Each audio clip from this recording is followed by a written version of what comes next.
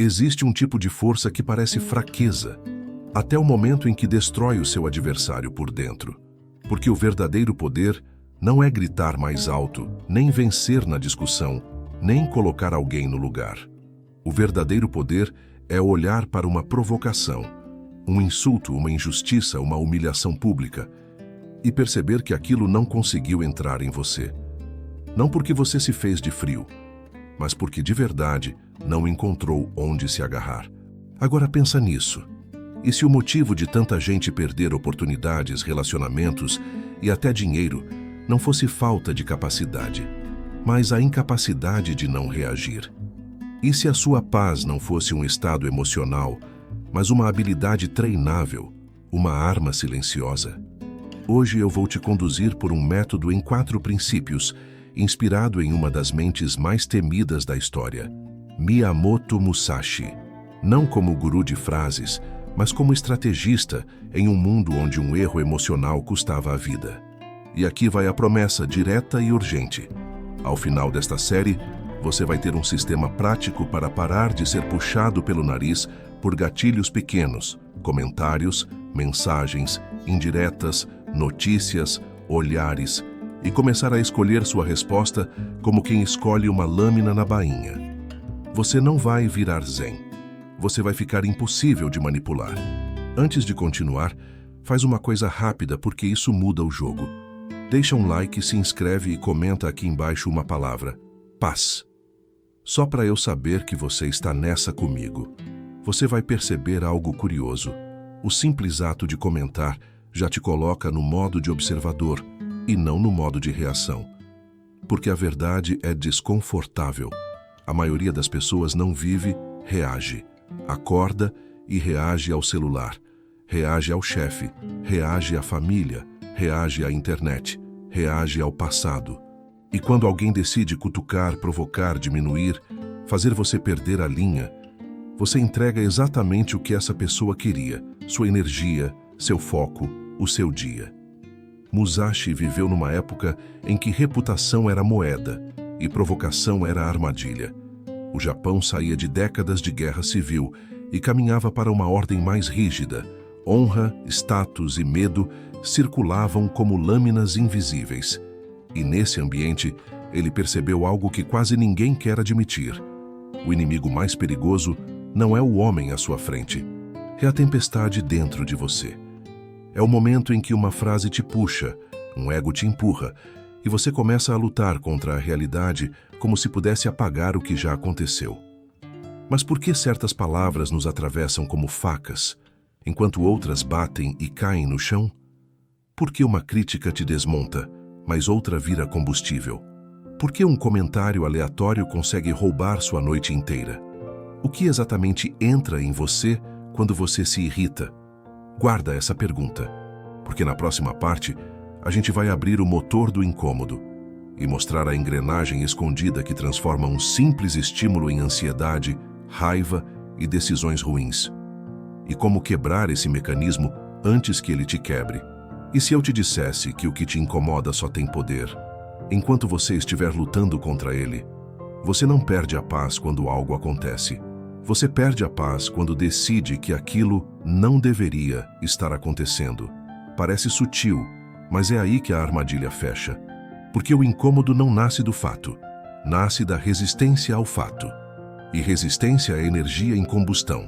Pensa no que acontece em segundos. Alguém te provoca, um colega te corta numa reunião, uma pessoa ironiza seu trabalho, você lê uma notícia e sente o peito apertar. Você abre um comentário e vem aquela onda quente subindo do estômago. Nesse instante, a mente não quer entender. Ela quer corrigir o mundo. Ela dispara um roteiro automático. Isso é injusto. Isso é falta de respeito. Eu preciso responder. Eu preciso mostrar que eu não sou fraco. E pronto. Você já saiu do volante. Agora repara. O acontecimento é um ponto no tempo. Mas a resistência transforma esse ponto em um filme inteiro. Você repete a cena. Reescreve falas. Imagina respostas. Prova para um tribunal invisível que você está certo. E quanto mais você prova, mais você alimenta o incêndio. O evento já acabou. mas você continua lá dentro, lutando contra ele.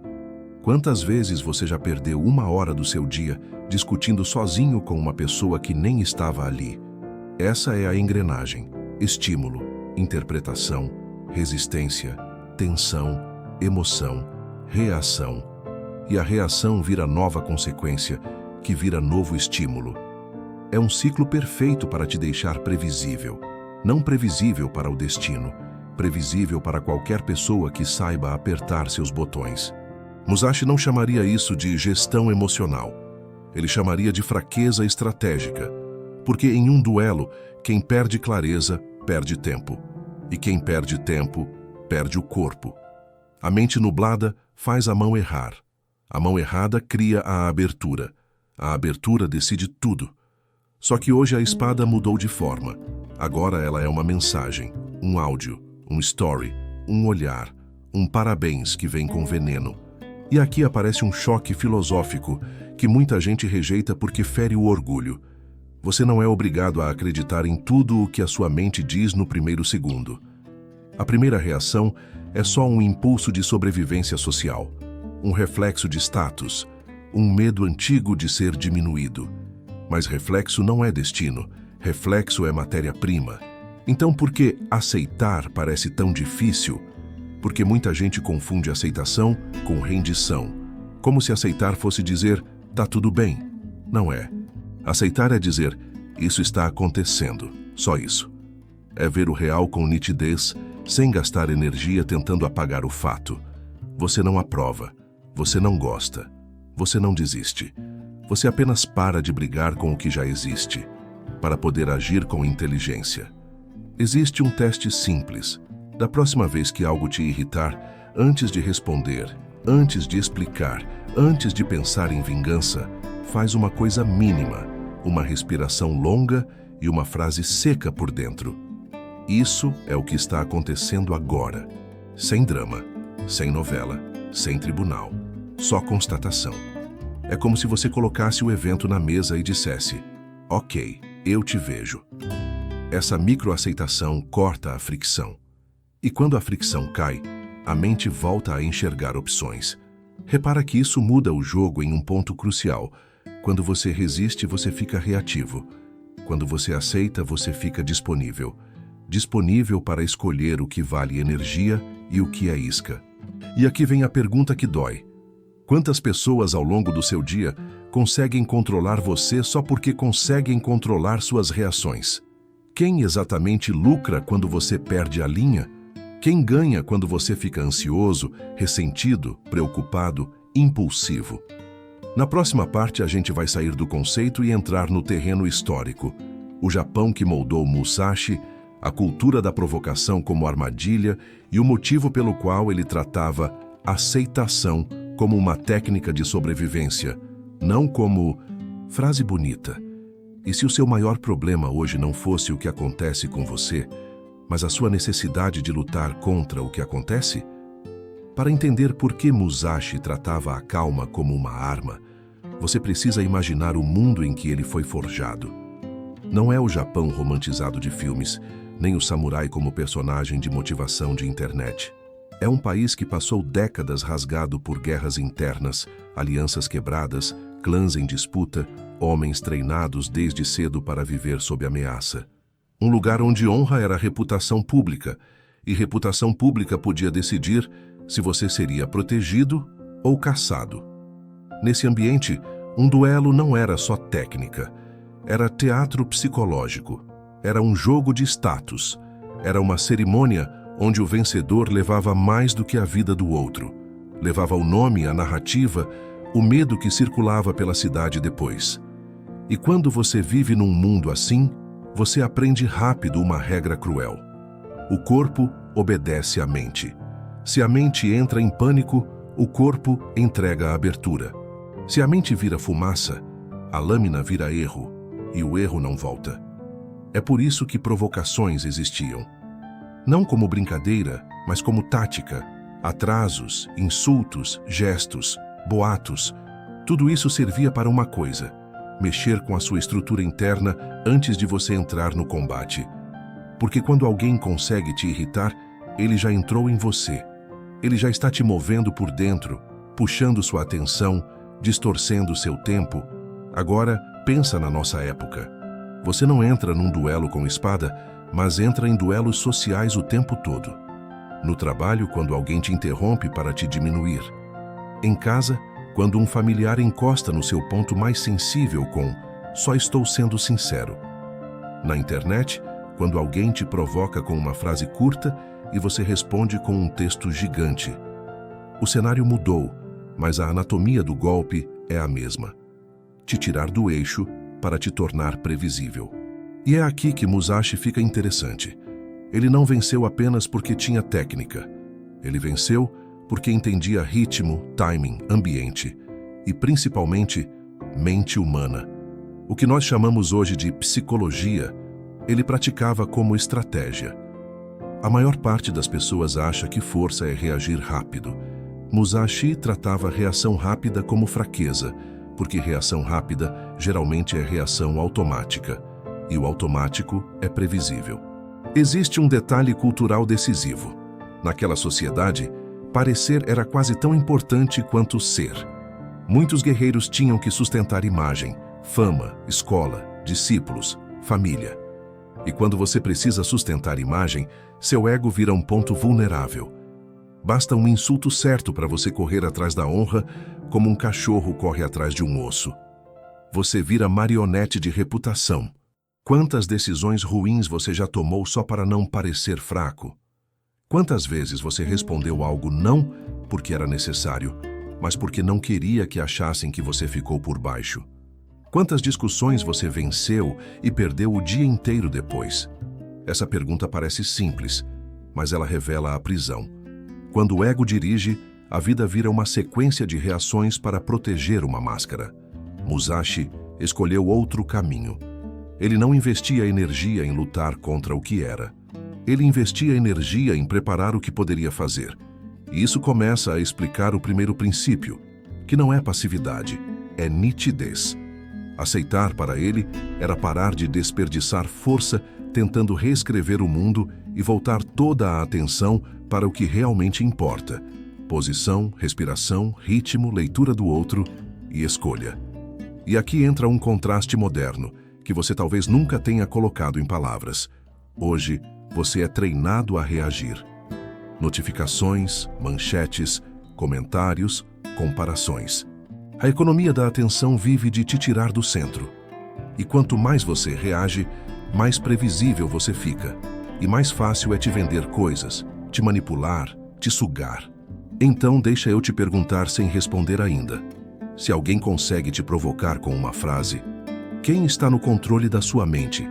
Você, ou a última pessoa que apertou o botão certo? Na próxima parte, a gente vai transformar aceitação numa ferramenta concreta. A diferença entre aceitar, aprovar e desistir, e como usar isso para recuperar clareza em segundos, no meio do caos, sem virar um monge e sem engolir sapo. O que aconteceria se, a partir de hoje, você parasse de dar energia para tudo que tenta te puxar para fora de você? Existe uma frase que parece fraca, mas é uma das mais fortes que um ser humano pode dizer por dentro. Isso está acontecendo. Só isso, sem enfeite, sem julgamento, sem o teatro mental do não pode ser, não é justo, eu não mereço, eu preciso revidar. Porque o que te destrói não é o evento. É a guerra que você cria contra o evento. Aceitação não é concordância. Não é aprovação. Não é resignação. Aceitar não significa tudo bem. Aceitar significa é real. E existe uma diferença gigantesca entre essas duas coisas. Quando você vê algo como real, você para de desperdiçar energia tentando apagar o fato e começa a pensar como agir. Quando você não aceita, você trava. Você vira refém do deveria, e o deveria é um lugar onde ninguém vive, só sofre. A mente humana é viciada em imaginar um mundo alternativo onde as coisas seriam diferentes. Se ele não tivesse falado isso, se ela tivesse me respeitado, se eu tivesse respondido, se eu não tivesse falhado.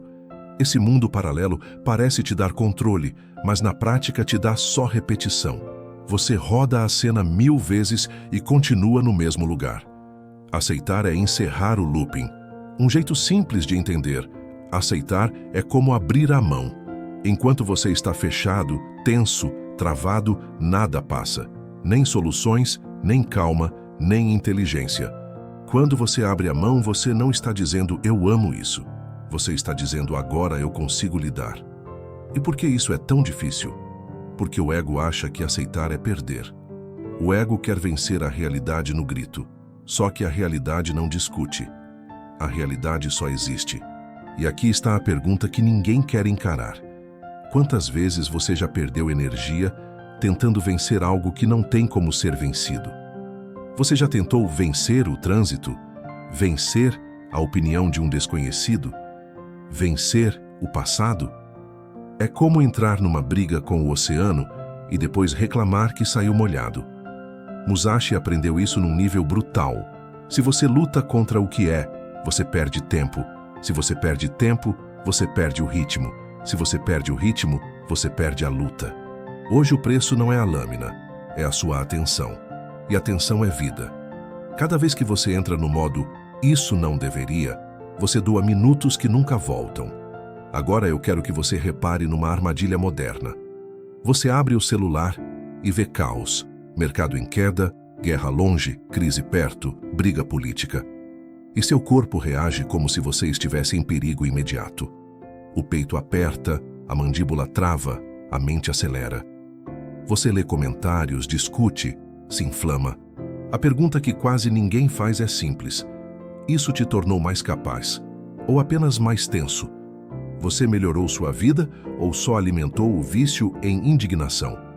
Aceitar aqui não é ser indiferente ao mundo. É separar duas coisas. O que você pode influenciar e o que você só pode consumir. Consumir ansiedade não muda o fato, só muda você. E geralmente para pior. Então vamos transformar isso em ferramenta. Um ritual de 12 segundos repetível em qualquer lugar. Primeiro, você nomeia o fato sem julgamento. Ele me interrompeu. Ela me criticou. Perdi dinheiro. Chegou uma notícia ruim. Segundo, você corta o deveria. Não tenta explicar, não tenta justificar, não tenta corrigir. Só repete por dentro. Isso é o que está acontecendo agora. Terceiro, você escolhe um microato que devolve o comando para você. Respirar, esperar, levantar, beber água, escrever uma frase curta, encerrar a conversa. Percebe a virada? Aceitação devolve o volante. Resistência entrega o volante. E aqui aparece um efeito colateral poderoso. Quando você aceita e não reage, as pessoas ao redor começam a revelar quem elas são, porque muita provocação existe só para arrancar reação. Se não tem reação, o provocador fica sem combustível. E o que acontece com alguém sem combustível? Ele começa a se queimar sozinho. Você já notou como certas pessoas parecem viver de tirar alguém do sério? Já percebeu como elas ficam inquietas quando não conseguem? Por quê? O que elas estavam tentando comprar com a sua explosão? Na próxima parte, a gente entra no segundo princípio. Deixar que os outros se derrotem emocionalmente. Como o silêncio, o timing e a ausência de explicação viram vantagem. Não por orgulho, mas por estratégia. E se a sua calma não fosse fraqueza, e sim um espelho que obriga o outro a encarar o próprio caos? Existe uma regra invisível em qualquer conflito. Quem precisa da sua reação já está em desvantagem. Porque quem provoca não quer apenas te ofender, quer te mover. Quer fazer você gastar energia, perder foco, sair do seu plano, entrar no jogo dele. E se você entra, mesmo vencendo, você pagou o preço que ele queria cobrar. A provocação é um tipo de imposto, só que não é cobrado em dinheiro. É cobrado em atenção, tempo e equilíbrio. E aqui está a parte cruel. Muita gente paga esse imposto sorrindo, achando que está defendendo a própria dignidade. Musashi entendia isso como um contador entende números. Se o adversário te irrita, ele te deixou caro. Você passa a gastar mais energia por unidade de ação. Você fala demais, explica demais, se justifica demais, acelera demais. E quando você acelera, você erra. Você não precisa de um inimigo forte quando tem uma mente fraca. Basta uma isca. O segundo princípio é simples de dizer, difícil de fazer. Deixe que o outro se derrote sozinho. Isso não é ser superior, é não ser manipulado. É perceber que o provocador já está queimando combustível antes mesmo de você responder. Pensa numa cena comum de hoje. Alguém manda uma mensagem com veneno disfarçado de casual. Uma indireta. Um "nossa, você mudou". Um "parabéns, mas..." A pessoa não quer informação. Ela quer efeito. Ela quer que você pare tudo para se explicar. E enquanto você digita, apaga, reescreve, prova que está certo, ela está lá, alimentada, satisfeita, porque ela conseguiu. Deslocou você do seu centro para o centro dela. Agora repara na inversão. Se você não responde, ou responde mínimo, sem emoção, o que acontece? O provocador fica sem retorno. Ele começa a se inquietar. Ele checa o celular. Ele imagina cenários. Ele cria teorias. Ele se irrita com o silêncio. E o silêncio vira uma sala vazia, onde ele só ouve o próprio barulho. Ele se derrota sem você tocar nele. Isso é o que eu chamo de matemática da provocação. Quem provoca, gasta energia para obter reação. Quem não reage, preserva energia. Ao longo de um dia, de uma semana, de um mês, quem você acha que vence? Existe uma razão cultural para isso funcionar tão bem hoje. A maioria das pessoas está viciada em resposta imediata. A vida virou notificação. E notificação treina reflexo. A provocação é apenas uma notificação emocional. Se você responde no reflexo, você perde. Se você responde no ritmo, você decide. E aqui entra um detalhe que separa indiferença real de performance. Indiferença real não é bancar o frio. Não é fazer cara de pedra e sangrar por dentro. Isso ainda é escravidão, só que escondida. Indiferença real é quando a provocação não encontra gancho. Ela cai no chão como uma moeda sem valor. E isso só acontece quando você entende a troca. A reação não defende sua honra. Ela geralmente só alimenta o jogo. Vamos trazer para o cotidiano mais duro. Trabalho. Um colega te expõe em público, faz uma crítica atravessada, tenta te diminuir para crescer. O instinto é defender, justificar, explicar. Só que muitas vezes essa defesa vira o palco que ele queria. Você vira o show. Ele vira o diretor. E todo mundo aprende uma coisa sobre você, que seu botão é fácil de apertar. Agora imagina a resposta oposta. Você respira, aceita o fato e escolhe não performar. Você pergunta uma coisa objetiva. Ou anota e responde depois. Ou simplesmente diz "entendi" e segue. O que acontece na sala? A energia muda. Quem está tentando te puxar fica exposto, porque sem sua reação, fica claro que o ataque era sobre ele, não sobre você. Mas cuidado, isso não é para vencer o outro, é para não se perder. O objetivo não é humilhar o provocador, é impedir que ele alugue espaço na sua cabeça. E aqui vai uma aplicação prática que parece pequena, mas muda tudo. Atraso estratégico. Nem toda mensagem merece resposta imediata. Nem toda acusação merece explicação na hora. O atraso não é joguinho, é higiene mental. É você dizendo, minha atenção não está em liquidação. Agora me diz, quantas discussões você teria evitado se tivesse esperado 20 minutos antes de responder? Quantas vezes você teria se poupado de um texto longo que depois te dá vergonha? Quantas vezes você teria percebido que aquilo nem era importante? O provocador vive de urgência. Ele quer que você responda rápido, porque rápido é automático. E automático é previsível. Quando você tira a urgência, você tira a arma. Só que existe um efeito ainda mais poderoso quando você não reage. Você começa a enxergar. Sem o barulho emocional, você vê padrões. Você lê intenções. Você percebe o que está por trás. É aí que nasce o terceiro princípio. Na próxima parte, a gente entra no modo observador. Como perceber o que não é dito, como transformar ataque em informação e como parar de levar tudo para o lado pessoal.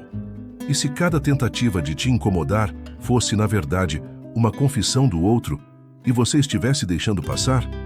Existe um momento em que a maioria das pessoas se condena sem perceber. Não é quando são atacadas, é quando tentam se defender rápido demais. Porque defender rápido, quase sempre, é defender com o ego. E o ego não quer resolver, ele quer vencer a cena. Ele quer provar, explicar, mostrar que está certo. Só que, no processo, ele entrega algo muito mais valioso do que a razão. Entrega o controle do ritmo. Quem controla o ritmo, controla o conflito. Repara como a sociedade te treina a viver em tempo real, responder na hora, opinar na hora, se justificar na hora. Atrasar é fraqueza, ficar em silêncio é culpa, não reagir é aceitar. Mas e se isso fosse só um truque cultural? E se o mundo tivesse te condicionado a acreditar que quem fala primeiro é mais forte, quando, muitas vezes, quem fala primeiro só está mais desesperado? Musashi sabia que o combate começa antes do golpe, começa no tempo, no ambiente, na postura, no que você escolhe ignorar. Porque ignorar é uma forma de soberania, e soberania não é arrogância, é escolher onde sua energia vai morar. Existe um erro comum que faz gente inteligente parecer fraca, a explicação excessiva. Quando você tenta se defender com um discurso longo, você está pedindo permissão para ser compreendido. E pedir permissão coloca o outro acima de você, não por hierarquia real, mas por hierarquia emocional. Você se coloca no banco dos réus e dá ao provocador o papel de juiz. Quantas vezes você já fez isso? Uma crítica injusta, e você entrega um texto enorme. Uma indireta, e você entrega um parágrafo. Um rumor, e você tenta esclarecer para todo mundo. E quanto mais você explica, mais você alimenta o fogo, porque explicação demais não transmite segurança, transmite ansiedade de controle. E ansiedade é cheiro de sangue para quem vive de disputa. Silêncio. Quando é escolhido, muda tudo, porque silêncio não é ausência. É presença concentrada. É você dizendo: eu não vou gastar minha vida provando nada para quem não merece o meu tempo. Aqui está o ponto que separa a maturidade de frieza. Você não fica em silêncio para punir alguém.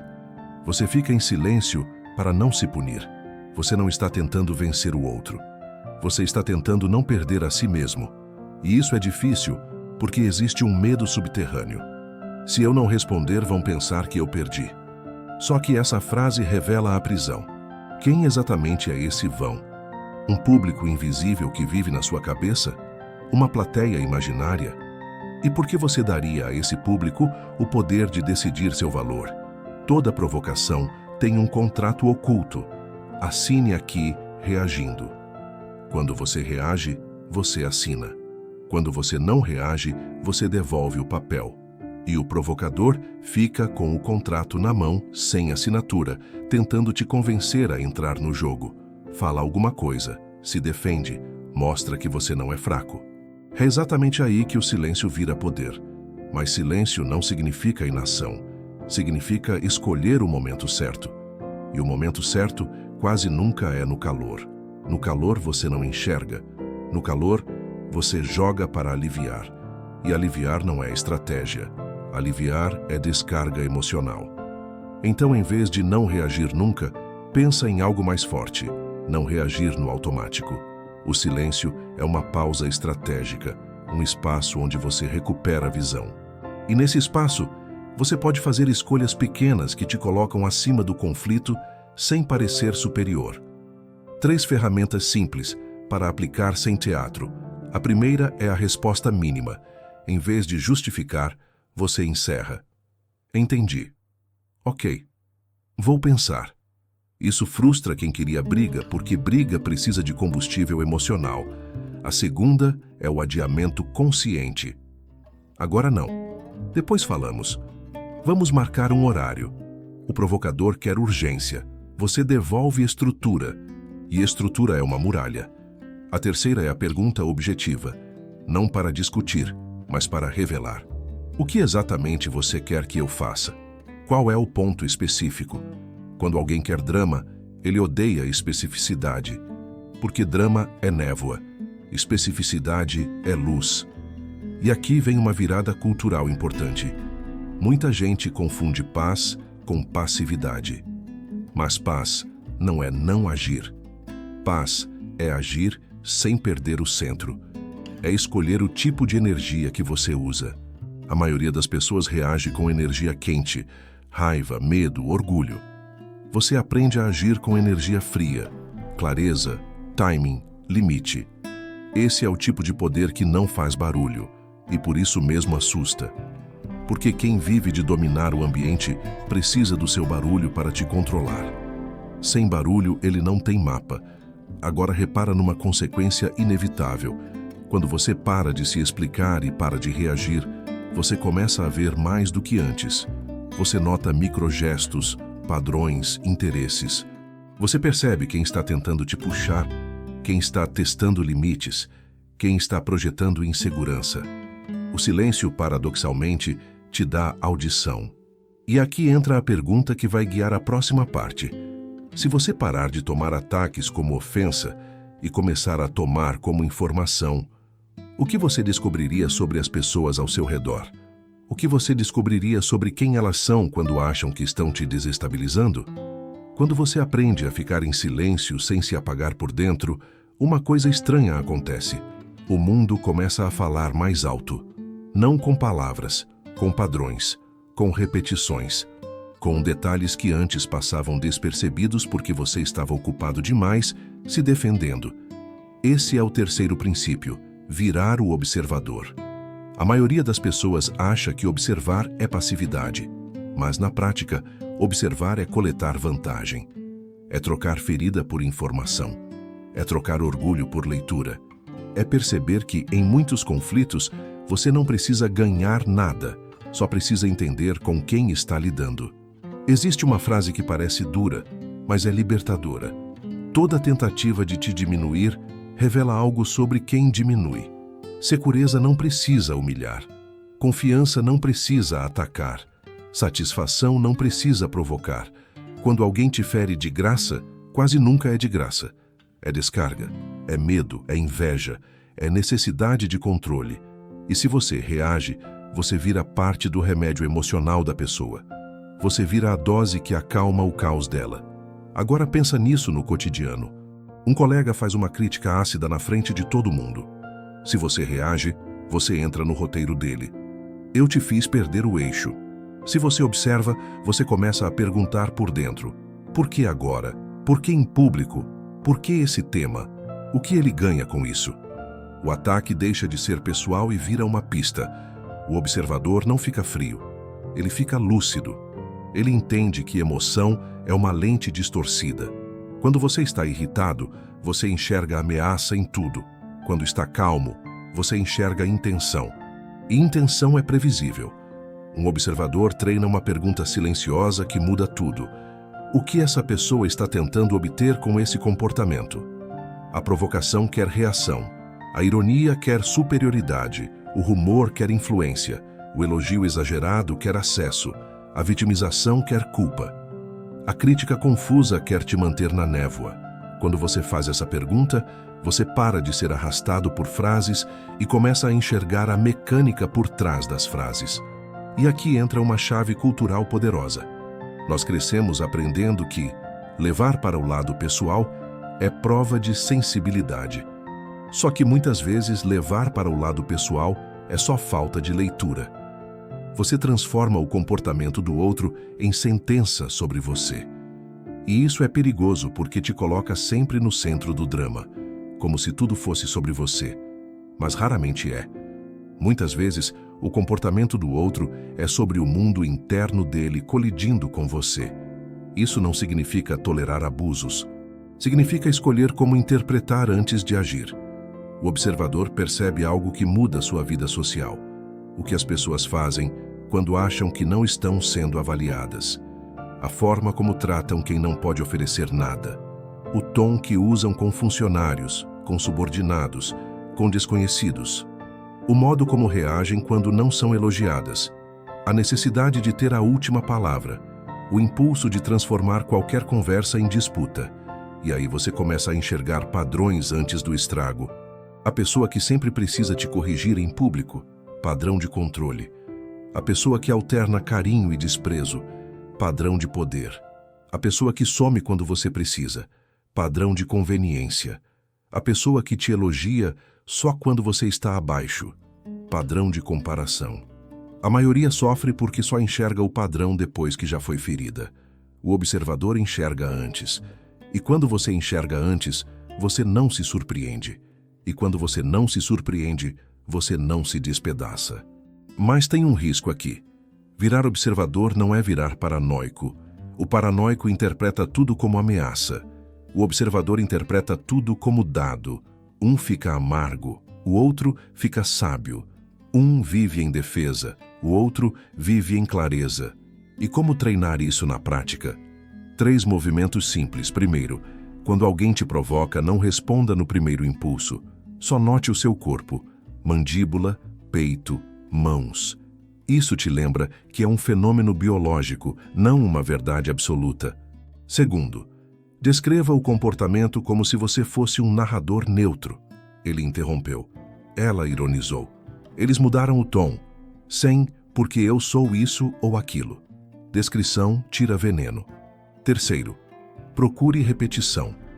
Um evento isolado pode ser ruído. 2 ou 3 eventos iguais são padrão. E padrão é previsão. E aqui está a parte mais forte. Quando você se torna observador, você para de pedir que o mundo te trate bem para você ficar bem. Você fica bem porque enxerga. E enxergar dá escolha. Você escolhe limites. Você escolhe distância. Você escolhe quando falar e quando sair. Você escolhe onde investir confiança.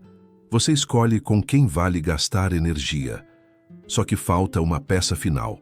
Porque observar sem transformar vira apenas inteligência sem músculo. Você vê tudo, mas não muda nada. E é aí que o 4º princípio entra como martelo: usar tudo como treino. Então deixa essa pergunta te seguir por alguns segundos. Se cada incômodo fosse uma aula e não um ataque, o que mudaria em você? E se a vida inteira estivesse te oferecendo prática diária para ficar inabalável, mas você estivesse chamando isso de azar? Existe um ponto em que observar não é mais suficiente, porque você pode entender padrões, prever comportamentos, enxergar intenções e ainda assim continuar sendo puxado para o mesmo tipo de confusão. A lucidez, sozinha, não te protege. Ela só te mostra onde está o perigo. A proteção nasce quando você transforma essa visão em comportamento, em limite, em ritmo, em decisão. É aqui que muita gente erra. Acha que ficar inabalável é virar uma rocha, não sentir nada, não confiar em ninguém, cortar o mundo. Só que isso não é paz, é armadura pesada. E armadura pesada cansa. Musashi não era invencível porque era insensível. Ele era invencível porque escolhia o que merecia energia. Então vamos trazer o observador para a vida real, onde dói de verdade. Primeiro cenário: crítica pública. Você entrega um trabalho, alguém te corrige com veneno em frente a todo mundo. O impulso é se defender. O observador faz outra coisa. Ele separa conteúdo de intenção. Se houver algo útil, ele recolhe o útil sem se ajoelhar. Se for só espetáculo, ele se recusa a performar. Uma frase basta. Anotado, ajusto depois. E pronto. Você não deu palco. Você não deu combustível. Você não deu sua dignidade para a plateia. Você preservou o ritmo e coletou dados. Quem critica em público geralmente quer poder, não qualidade. Segundo cenário, mensagens do passado. Aquela pessoa que reaparece tarde da noite, num horário específico, com um "oi sumido" ou uma frase feita para cutucar. O erro é responder no mesmo canal emocional. O observador lê o contexto: horário, repetição, intenção, padrão. O que você faz com isso? Você escolhe o timing. Você não entrega madrugada para quem não entregou presença quando importava. Você responde no seu ritmo, ou não responde. A regra aqui é simples. Se alguém te procura para te desestabilizar, você não oferece sua estabilidade como remédio. Terceiro cenário: família e botões antigos. Talvez seja o mais difícil porque o gatilho vem de raízes profundas. Uma frase e você volta a ter 15 anos. O observador percebe a armadilha. Você não está reagindo ao presente, está reagindo a uma memória. E memória fala alto. Nesse caso, a vitória não é vencer a discussão. A vitória é quebrar o ciclo. Às vezes, o limite mais poderoso é mudar a forma, não o conteúdo. Você não discute, você encerra. Eu não vou falar disso agora. Você sai para pegar água, você muda de assunto. E você aprende que sair não é covardia. Sair é autocontrole. Agora, aqui vem uma pergunta que você talvez evite. Quantas pessoas te conhecem pelo botão que elas apertam? Quantas relações se sustentam não por carinho, mas pela facilidade que o outro tem de te tirar do eixo? Porque se alguém depende do seu desequilíbrio para se sentir bem, isso não é vínculo, é vício. Quarto cenário, o ambiente de trabalho como arena. Tem gente que vive de microconflitos, rumor, indireta, comparação, competição silenciosa. O observador percebe rápido quem busca status e quem busca entrega. E aí entra uma técnica que muda a sua reputação sem você dizer uma palavra. Consistência calma. Quem faz drama é irregular. Quem não faz drama, vira referência. Você começa a ser visto como alguém que não é manipulável. E pessoas manipuláveis são sempre convocadas para guerras que não são delas. Pessoas não manipuláveis são respeitadas ou evitadas. E ambos são bons resultados. Mas cuidado, ficar inabalável não significa virar permissivo. Pelo contrário, a calma te dá coragem para impor limites sem raiva. A raiva é uma muleta quando você não tem limite. O limite, quando é firme, dispensa a raiva. Então aqui vai um ponto prático, direto, que quase ninguém aplica. Limite sem explicação. Você não precisa de uma tese para dizer não. Você não precisa de discurso para encerrar um ataque. Você não precisa convencer o outro de que você merece respeito para se afastar de desrespeito. Explicar demais é tentar controlar a opinião do outro. Limite é controlar a sua presença. E é aqui que o observador se torna perigoso, no melhor sentido. Porque quando você entende pessoas, você para de idealizar. E quando você para de idealizar, você para de se decepcionar toda hora. Você não vira cínico, você vira criterioso. Você passa a escolher quem entra, quem fica, quem é colega, quem é amigo, quem é distância segura. Só que ainda falta a peça final. Porque tudo isso, aceitação, silêncio, observação, limite, pode ser usado de forma intermitente. Você faz num dia, falha no outro. Funciona por uma semana, depois você volta ao velho hábito. O que transforma isso em identidade? O que faz a calma virar músculo? É aí que entra o último princípio, transformar tudo em treino. Não como frase motivacional, mas como um sistema de repetição que te deixa mais forte, mês após mês, exatamente com as situações que hoje te derrubam. E agora a pergunta que abre a próxima parte. Se a vida continuasse te entregando os mesmos gatilhos, as mesmas pessoas, os mesmos tipos de provocação, as mesmas frustrações, até você aprender, quantas vezes você repetiria a mesma lição antes de decidir treinar de verdade? Se você observar com honestidade, vai notar um padrão cruel. A vida repete as mesmas lições até você aprender. Não com as mesmas pessoas, mas com o mesmo tipo de estímulo. A mesma provocação em outra boca. A mesma injustiça em outro cenário. A mesma frustração vestida com outra roupa. E a pergunta é simples. Você está sendo atacado ou está sendo treinado? Musashi não ficou inabalável porque nasceu assim. Ele ficou porque transformou cada atrito em prática. Cada desconforto era uma repetição. Cada irritação, uma carga. Cada conflito, um teste de postura. E existe um motivo psicológico para isso funcionar. O seu cérebro aprende pelo que você repete, não pelo que você entende. Entender é teoria. Repetir é neurologia. Repare como funciona o oposto. Quando algo te incomoda e você explode, você treina a explosão. Quando algo te incomoda e você corre para justificar, você treina a justificativa. Quando algo te incomoda e você busca validação, você treina a dependência. O problema não é o evento, é o hábito que você constrói em cima dele.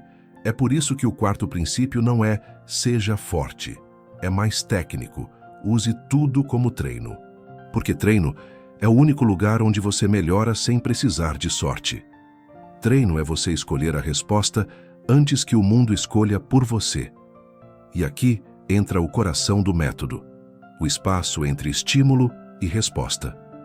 Esse espaço é onde mora a sua liberdade. Só que ele é pequeno demais quando você está destreinado. O segredo é alongar esse espaço, como quem alonga um músculo. 1 segundo vira 2, 2 viram 5. E de repente, você não é mais arrastado. Você decide. Então eu te proponho um protocolo de 7 dias, simples mas sério, para transformar teoria em músculo. Um dojo da calma que cabe na sua rotina. Dia 1. Escolha um gatilho pequeno para treinar aceitação. Trânsito, fila, atraso. Quando vier a irritação, repita por dentro. Isso é o que está acontecendo agora. Sem discutir com a realidade. Dia 2. Treino do silêncio curto. Em uma situação comum, responda com o mínimo necessário, sem explicar demais, sem tentar vencer, só claro e firme. Dia 3. Treino do atraso estratégico. Não responda imediatamente a uma mensagem que pede urgência emocional. Espere 20 minutos, observe o que acontece dentro de você. A urgência era real, ou era isca? Dia 4. Treino do observador. Quando alguém provocar, não interprete como ataque, interprete como dado. Pergunte por dentro, o que essa pessoa está tentando obter com isso? E procure repetição. Dia 5. Treino de limite sem discurso. 1. Não simples. 1. Agora não. 1. Não vou falar disso. Você não precisa convencer para se respeitar. Dia 6. Treino de reestruturação. Pegue um incômodo do dia e escreva uma frase. Isso está me treinando em ponto. Paciência, firmeza, timing, leitura de gente. Dia 7. Revisão. Quais situações mais te puxaram? Quais respostas te devolveram energia? O que você percebeu sobre pessoas quando você não reagiu? Percebe o que está acontecendo. Você para de aguentar a vida e começa a usar a vida. Você troca a vitimização por maestria. E aos poucos, o que hoje te domina vira apenas um peso leve na barra. Se você quiser uma ação concreta aqui, comenta uma única palavra que descreva seu maior gatilho. Crítica, família, internet, trabalho. Não para expor sua vida, mas para nomear o inimigo. Nomear é o primeiro ato de controle. Agora falta só a última peça. Integrar tudo isso num código único, simples, que você consegue aplicar em segundos, no meio do caos, sem parecer frio e sem virar refém de ninguém. E aqui vai a pergunta que fecha essa parte e abre a próxima. Quando você finalmente dominar essa arte, quem ainda vai conseguir tirar você do eixo? E por quê? Chega um momento em que você percebe. Não é o mundo que está pesado. É o quanto você permite que o mundo entre em você sem permissão. E quando essa percepção encaixa, algo muda na sua postura. Você ainda sente. Você ainda se importa. Mas não é mais arrastado. Você passa a viver como quem escolhe onde pisa. E não como quem escorrega em qualquer chão molhado. O que construímos até aqui não é uma personalidade, é um código. Um jeito de operar quando o caos tenta te engolir. E código, quando é simples, funciona sob pressão. Vamos selar tudo em 4 movimentos, como se fossem 4 chaves que você carrega no bolso e usa em segundos. A primeira chave, aceite o real, antes de tentar mudar o real. A aceitação não é um abraço na injustiça. É o fim da briga inútil com o que já existe. A frase é curta. Isso está acontecendo. Ela devolve seu oxigênio. Ela corta o looping mental. Ela te coloca de volta no presente, onde você pode agir. A segunda chave. Não alimente quem precisa do seu desequilíbrio. Toda provocação é uma tentativa de compra. Ela quer comprar sua atenção por um preço barato. Orgulho, raiva, ansiedade. Quando você não reage, o outro paga sozinho a conta do próprio teatro. Seu silêncio vira um espelho. E pouca gente suporta se ver. A terceira chave. Observe até enxergar o padrão por trás do barulho. Quando você não reage, você lê. Você percebe a intenção escondida, o medo disfarçado, a repetição que denuncia caráter. Você para de tomar tudo como sentença sobre você e começa a ver como confissão do outro. E isso muda tudo, porque quem enxerga não se surpreende. E quem não se surpreende não se quebra. A quarta chave: transforme o incômodo em treino. Aqui, o método vira corpo. Porque a vida não para de testar. Ela só muda a forma do teste. E quando você decide usar tudo como prática, o mundo deixa de ser inimigo e vira academia. A irritação vira repetição. A crítica vira peso. O silêncio vira técnica. O limite vira postura. Agora, junta as 4 chaves e você tem um procedimento simples para qualquer situação, como se fosse um protocolo de campo. Quando algo te atingir, isso está acontecendo. Eu não vou dar combustível. O que isso revela? Qual treino isso me oferece? Em menos de 10 segundos, você saiu do modo reação e voltou para o modo comando. E aqui está o paradoxo final, aquele que muda sua vida social. A paz real incomoda. Ela incomoda porque expõe. Exige menos performance, menos desculpa, menos jogo. Quando você não reage, certas pessoas vão tentar mais forte. Não porque você está errado, mas porque elas perderam o controle que tinham sobre você. Esse é o momento em que muita gente volta atrás. Por culpa, por medo, por necessidade de agradar. É aqui que você decide se quer ser livre ou apenas aceito. Então eu te pergunto, sem te dar resposta pronta. Você quer uma vida onde sua mente é um espaço seu, ou um espaço público, onde qualquer um entra, deixa a bagunça e vai embora? Se esse conteúdo fez sentido e você quer consolidar isso de verdade, faz o seguinte agora. Comenta código e escreve qual é o seu maior gatilho hoje. Crítica, família, internet, trabalho, comparação. Eu vou usar os comentários para montar os próximos vídeos com exemplos reais e estratégias específicas para cada gatilho, sem papo genérico. E se você quer praticar isso comigo, se inscreve e ativa o sino, porque eu vou transformar esse método em uma série curta de treinos diários. Exercícios de 30 segundos para você ficar cada vez mais difícil de desestabilizar. Porque no fim, a pergunta não é se vão tentar te provocar. Eles vão. A pergunta é: quando tentarem, você ainda vai entregar a chave da sua paz